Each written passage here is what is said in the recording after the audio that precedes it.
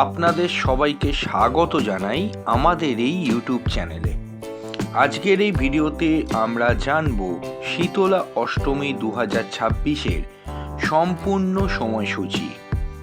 এই ভিডিওতে আপনারা জানবেন শীতলা অষ্টমী কবে, অষ্টমী তিথি কখন শুরু ও কখন শেষ, পূজার সঠিক সময়, বাসরা বা বাসরা ভোগ কেন দেওয়া হয়, এবং সবচেয়ে গুরুত্বপূর্ণ প্রশ্ন হলো পারণ কখন করবেন। যারা শীতলা মাতার ব্রত করেন তাদের জন্য এই তথ্যগুলো খুবই গুরুত্বপূর্ণ, তাই ভিডিওটি শেষ পর্যন্ত অবশ্যই দেখবেন। বন্ধুরা, 2026 সালে শীতলা অষ্টমী পড়েছে 11ই মার্চ বুধবার। হিন্দু পঞ্চাঙ্গ অনুযায়ী এই তিথি কৃষ্ণপক্ষের অষ্টমী তিথিতে পালিত হয়। এই দিন শীতলা মাতার পূজা করলে পরিবারে রোগ ব্যাধি দূর হয় বলে বিশ্বাস করা হয়। শাস্ত্র অনুযায়ী মা শীতলা বিশেষ করে গুটি বসন্ত, জ্বর, সংক্রামক রোগ এবং হঠাৎ অসুস্থতা এইসব থেকে রক্ষা করেন।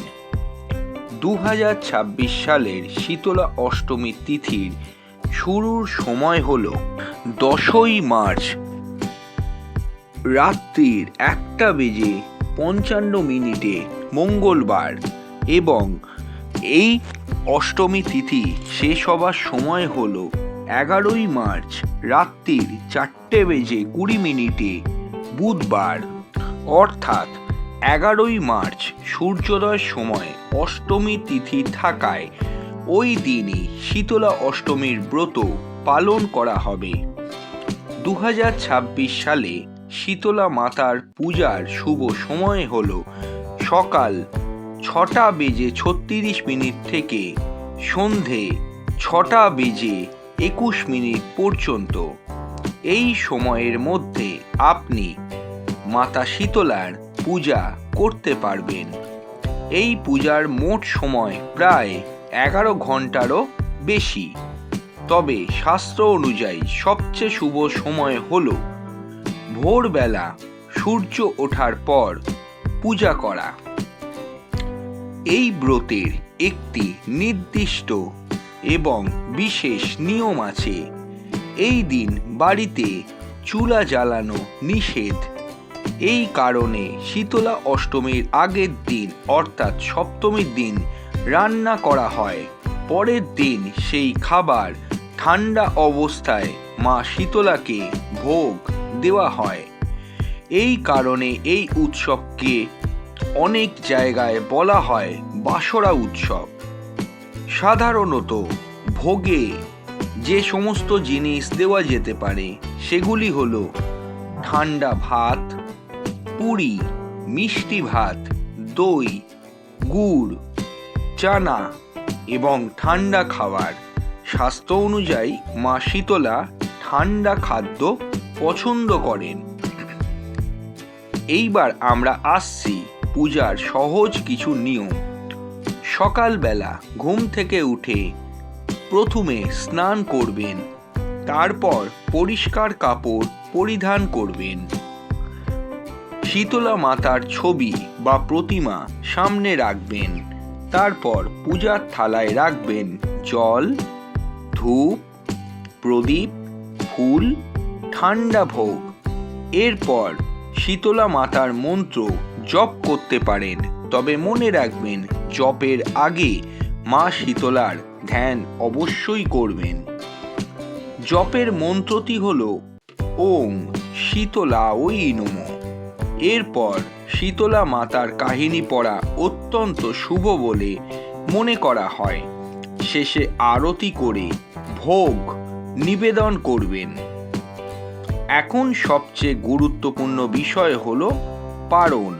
যারা ব্রত করেন তারা সাধারণত অষ্টমী তিথি শেষ হওয়ার পর পারণ করেন।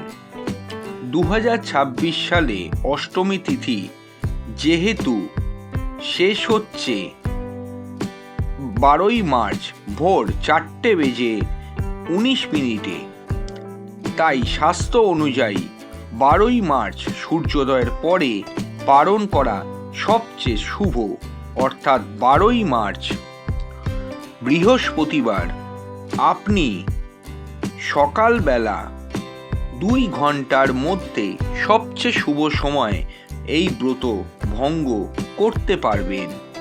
শাস্ত্রে বলা হয়, যে ব্যক্তি ভক্তি ভরে শীতলা মাতার ব্রত পালন করেন তার জীবনে রোগ কমে যায়, সন্তান সুস্থ থাকে, পরিবারে যথেষ্টভাবে শান্তি ফিরে আসে, ঝগড়া ঝামেলা থেকে মানুষ দূরে থাকে এবং অশুভ শক্তি দূরে থাকে।